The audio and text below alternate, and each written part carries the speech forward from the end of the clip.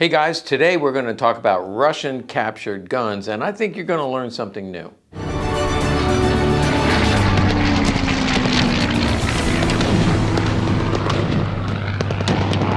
Hey, I hope you like it, but I got a new shirt today. Actually, it's a hoodie.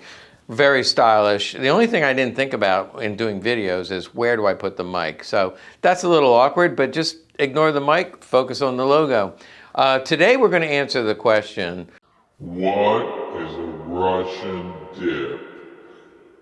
okay, you probably think Russian dip is some kind of exotic chewing tobacco, but it's not. In the collecting world, there are guns, usually P38s, that were Russian dipped. And I'm going to talk a little bit about that, and we're going to go into the history of how these guns came into the country. We know how the GI guns came into the country, so we're going to talk about the differences in prices and how you can spot a gun that was perhaps Russian dipped, or at least captured by the Russians and then brought to the United States after the fall of the Iron Curtain. You ready for a history lesson? Come on over. Okay, I have two guns here to show you. We're going to talk about other guns and the history of these guns coming into the United States, but this is the typical collector P38. And the same is true of any German pistol that was captured by a serviceman, U.S. Army mostly. They came into the United States, and they say well over 1 million guns came back to the United States. And today, they remain in collectors' hands. Now, as the vets are dying off, the families are selling them to collectors or auction houses, and we make them available to all of you.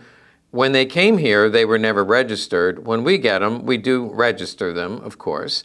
And then when we sell them, we go through all legal means to transfer the gun from one party to another. However, the Russian dipped guns were captured by the Russian military. This is such a gun, and I'll tell you how we can tell. But this was captured by the Russian army. In the United States, the average citizen has a gun, and I think the statistics says the average citizen has more than one. If you have a gun, you have an average of 6. So there's a lot of guns in the United States. But in Russia, they didn't encourage or they didn't let the soldiers bring back guns. So they captured them, gathered them all up from military bases. Generally, they're in good condition. This is a very good conditioned gun. I imagine if it was pitted and ugly, they would have just put it in a burn pile. This is a police Eagle L. Proof for the military first. So the first inspection was of the slide itself. Then it was put together and test fired and accepted to the police. So this is a fairly rare gun. And the reason I know it was Russian capture is there is a Russian X. Kind of ugly looking thing. They're either on the slide or the frame. Here's some other examples of a Russian X. And please don't confuse that with the X suffix. There are P38s and Lugers with an X suffix, but that is not the same thing as a much larger Russian X. Now, the Russian X is a very crude representation of the crossed rifles. At least that's what I've been told. I don't think anybody would confuse it with a crossed rifle. But the armory, when the Russians made rifles and ordered guns, they often would use this cartouche. You can see that most commonly we know it from a Russian Luger, and here's the Russian crossed rifles on a Russian Luger, but we've also seen them on rifles and such. And so what I'm told is that Russian X is the marking from the arsenal that it was captured by the Russian army. They then put them into storage.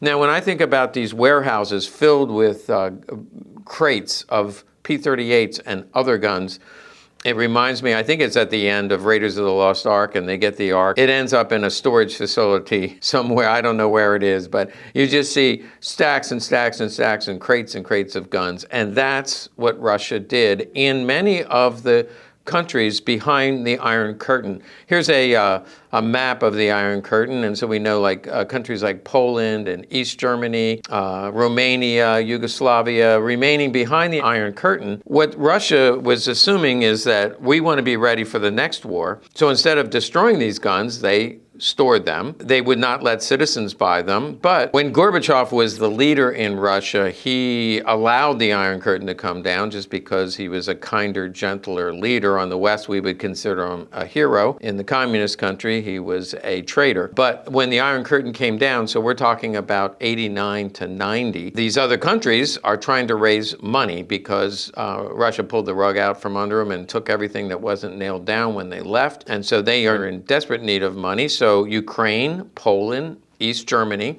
all had warehouses filled with P-38s. There were other guns. I have seen Russian captured Lugers, very few, and very few PPs or PPKs. The vast majority that seemed to have been stored were the P-38. So from what I can tell, these warehouses were throughout the former USSR. Many of them came from Poland, Ukraine, and East Germany. I know collectors and importers. So for example, if Legacy Collectibles had been in business back then, we probably would have flown over, talked to our arms dealer, and bought these guns by the caseload. Now, one of my business friends that I used to buy a lot of guns from was Doug Smith. And Doug Smith went over, and the thing is, nobody would give you the contact name or tell you where they got them. They just say, someplace in the former Soviet Union. They didn't want to give away their resources, but they were buying them very inexpensively. So I know he went over and bought caseloads of P-38s. He brought them back. I saw them in the crates. He brought them to the show of shows, opened up the crates, and people would pick out special codes, especially one like this. This is a BYF-44. So Mauser made in 44, but a police gun, which they only made a few thousand. So this is a very expensive gun, probably $3,000 to $4,000. But as a Russian dipped gun, these are usually Russian dipped. And the Russian dip is not a type of tobacco. It was a substance, almost a tarry substance that they would coat the gun. They would dip it in the coat, the tarry-like substance. They put their mark on it. Sometimes they would take the grips off. We see some of the grips that are shaved. This one is not. If you run your finger across it, it'll feel like a saw, the edge of a saw, like it had been cut. This one is not cut. So not all of them are cut, but some of them were cut. And that was just to get the grip on and off more easily. Sometimes they were really tight. You can see this is pretty tight here. But they would cut that to make it easier to come on and off. If it was dipped, then the red and white would go away. When we take pictures of guns, if you look at our photographs, if our photographer remembers, he puts it half cocked. Huh? Oh. Because then you can see the white and the red. If the white looks brand new, the white is easy to fill in because you can get a white wax pencil and fill that in. The red, I sometimes see somebody tried to fill in the white, but the red is missing. So we try to show you both.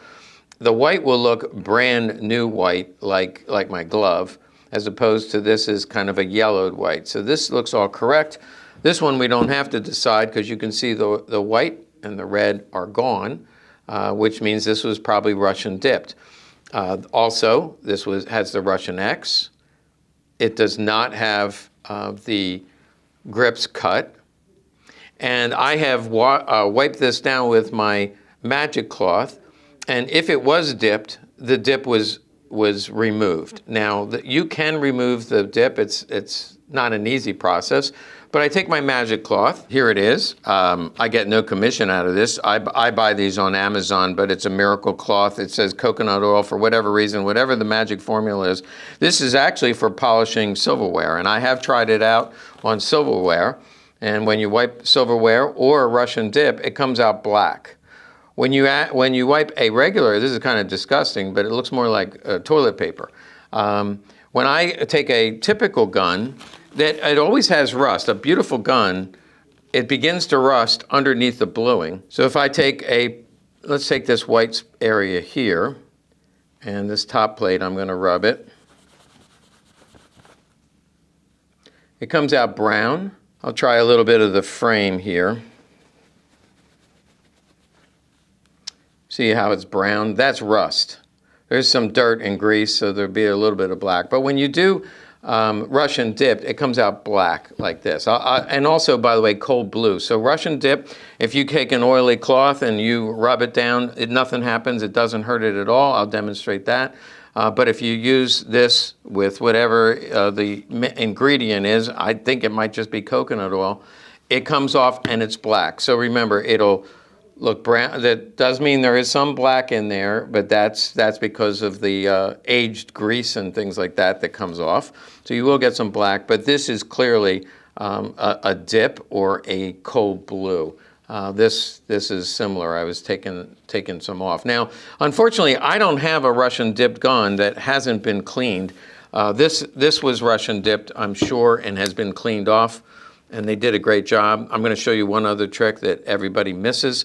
And this gun now is pretty much restored, but I do have to say it was Russian dip. The other thing that you look for is there's usually import marks. Now, they were required back in the 90s, so basically fall of Iron Curtain. It took a few years before the American dealers figured out that their warehouses full of P-38s. And so the early 90s into the year 2000, they were buying them up by the crate. And I know I was buying them for $450 to $500 a piece. So $450 to $500, who knows what they were buying them at? Let's just assume $300 or less.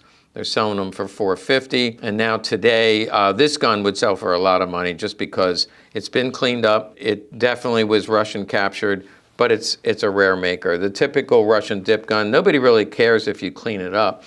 And just leave it alone. I mean, clean off the Russian dip if you can. If it looks like this, it really is very desirable because the Russian capture is just part of the history. Why would you erase the history? Now, the import mark often is right here, along here. It's not. This one, if somebody import marked this, and I think they probably did, I think it was removed here. I can't prove it because it's real easy to just scrape that off and then touch it up. The other place that dealers that I deal with quite a bit often will import mark it here. And here's some examples. I see it on the end of the frame. I can see it on the rail. It's supposed to be on the frame. I've also seen it under here, where they have an import mark under here. Sometimes they're very hard to spot because the importer wants to do it really inconspicuously. Now, I don't have a letter from the government saying this, but I have been told by ATF that if I import this gun, I have to put the import stamp on it. But once I sell it, you can remove anything you want. As the buyer of this gun, you could remove anything you want on this gun except the serial number. Most of you know you can't legally remove the serial number. But if I said, I don't like these Nazi symbols, so I'm going to scrape them off, that's not illegal.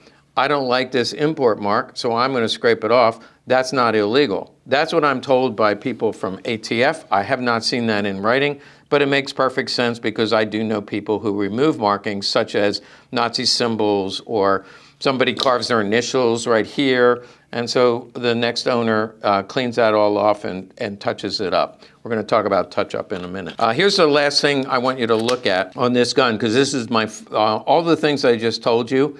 The Russian dip, somebody can take that off. This marking could be removed fairly easily and touched up. I'm just going over, I bought this gun and, I was looking at it and I said, this looks like it was Russian dip, but it's really hard to tell. Here's the final test that I use.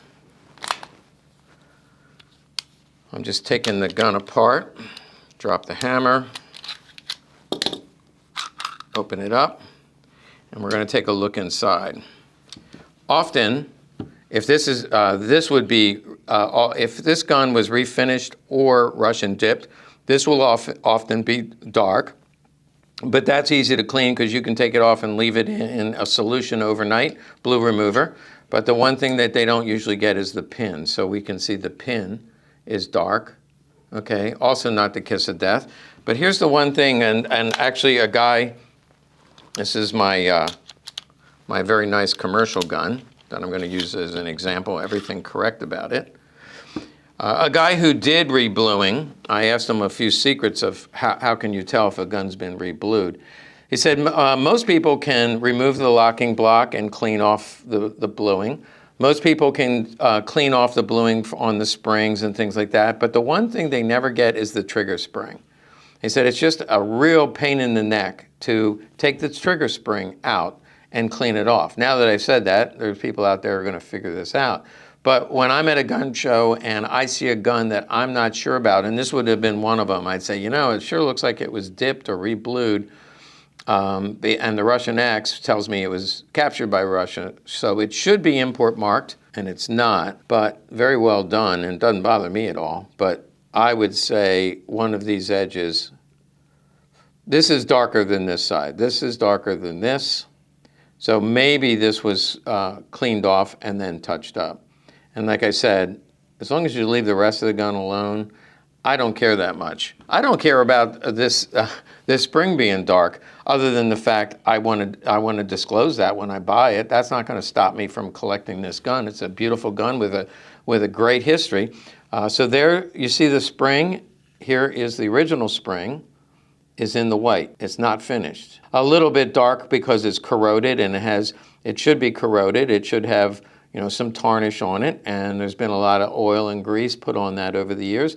Here's the trigger spring right here. You can see that it's white, and you can see this one is dark. So when I'm at a show, I take it apart. I ask permission, say, do you mind if I take the slide off? What are you looking for? And I'll say, right down there. You see how that's dark? I'd say not disparaging your gun, but it's been dipped or it's been refinished because that's dark. And as long as we price it accordingly, I have no problem owning this gun. Okay, I just got done shooting that video a couple days ago. New day, new shirt, you'll notice. And a couple days later, after finishing it, this came in. So I thought it'd be a great opportunity to use what you just learned, and let's do a forensic analysis. Come on. Okay, let's test you out. See what you just learned. First and foremost, I'll put this half cocked, and what do you see?